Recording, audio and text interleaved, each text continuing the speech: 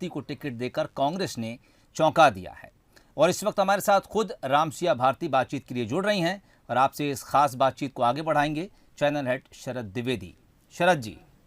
जी शुक्रिया सोहेल। और रामसिया भारती एक बहुत ही ऐसा युवा चेहरा है मध्य प्रदेश के राजनीतिक आकाश का, जो उमा भारती जी के बाद अगर हम देखें तो एक और चेहरा है जो धर्म और अध्यात्म की दुनिया से, जिन्होंने राजनीति की दुनिया में कदम रखा है।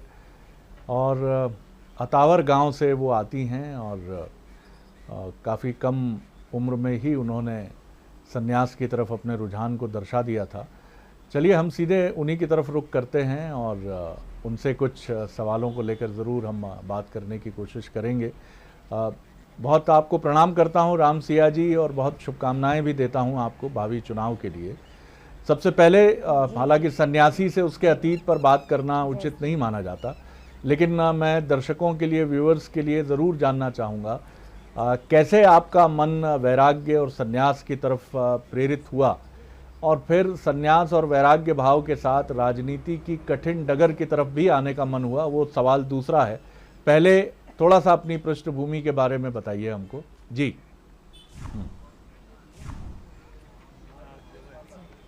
जी जी, मैं एक बहुत ही मध्यम परिवार के किसान की बेटी हूँ। जी जी जी। और छोटे से ही 6 वर्ष की उम्र में मैं श्री राम कथा करने लगी थी। जी। और राम कथा के माध्यम से ही मैं जनता में मेरा जुड़ाव, लगाव उनके साथ रहा है। जी जी। अच्छा, फिर राजनीति में आने का मन कैसा हुआ रामसिया जी? थोड़ा सा और खुलकर बोलिए आप। मैं समझता हूँ चुनाव का दबाव भी है, ढेर सारी भीड़ भी आपके साथ होगी ही। जी, जी। आपकी पार्टी के कार्यकर्ता। जी, जी, लेकिन आप खुलकर बोलिए, क्योंकि लोग जानना चाहते हैं कि आखिर रामसिया जी किस पृष्ठभूमि से आती हैं। जी, राजनीति को लेकर कैसे मन में ये बात आई? हालांकि आप 2018 में भी टिकट की मजबूत दावेदार रही हैं। जी। जी जी जी जी। मैंने जब जनता के बीच में मैं गई हूँ तो जनता के साथ जो अपमान हो रहा है, जनता का जो अपमान मैंने देखा, और जो क्षेत्र में विकास को मैंने देखा कि कहीं विकास नहीं हो रहा है हमारे बड़ा मल्हारा विधानसभा में। और मैं आध्यात्मिक दृष्टि से जनता के साथ जुड़ी तो थी ही, तो जनता ने ही मुझे प्रेरित किया कि आप राजनीति में आइए और हम लोग आपके साथ हैं। तो मेरा मन बनाया। इस तरह से आपने मन बनाया। लेकिन राजनीति में आते ही आपको ये भी एहसास हुआ होगा कि राह कितनी कठिन है। जिस पार्टी से आप चुनाव लड़ने जा रही हैं, उसी पार्टी के कुछ नेताओं ने विरोध भी किया है आपकी उम्मीदवारी का। आनंद जी हैं, आनंद सिंह जी, मंजुला जी हैं, बड़ी तकलीफ है।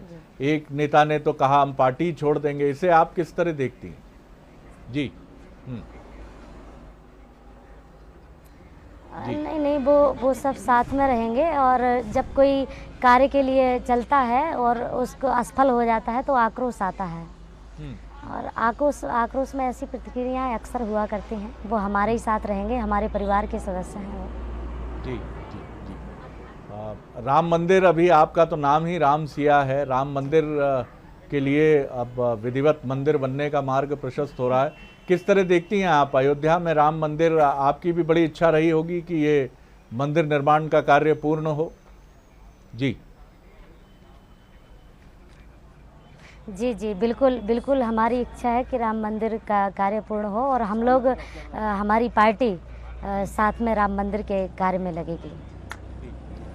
रामसिया जी, मैं आपको शायद बता दूं, हालांकि पहले भी ऐसा नहीं है कि कांग्रेस से संतों का जुड़ाव नहीं रहा है, लेकिन शायद ये पहला मौका है जब एक कथावाचक धर्म अध्यात्म से आने वाली एक साध्वी कांग्रेस से न सिर्फ जुड़ी हैं बल्कि वो चुनाव भी लड़ रही हैं।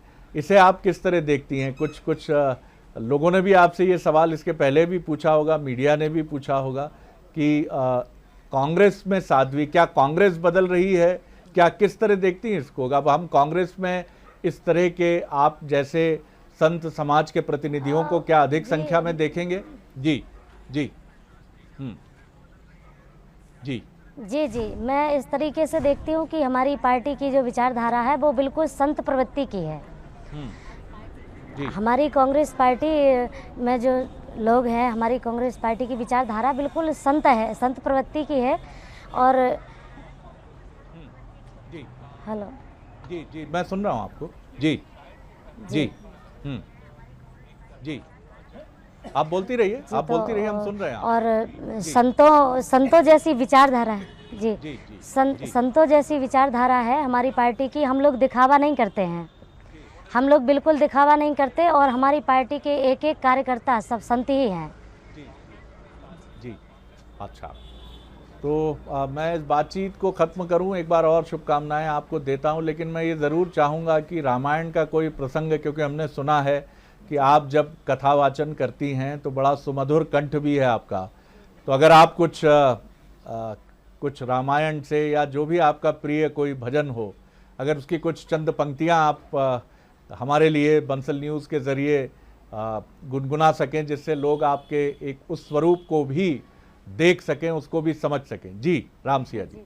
जी जी जी जी जी जी और हम लोग तो भजन गाते ही हैं, तो हमारा भगवान से कहना रहता है आध्यात्मिक दृष्टि से कि हे मुरलीधर छलिया मोहन, हम भी तुमको दिल दे बैठे, गम पहले से ही कम तो न थे, एक और मुसीबत ले बैठे, हे मुरलीधर।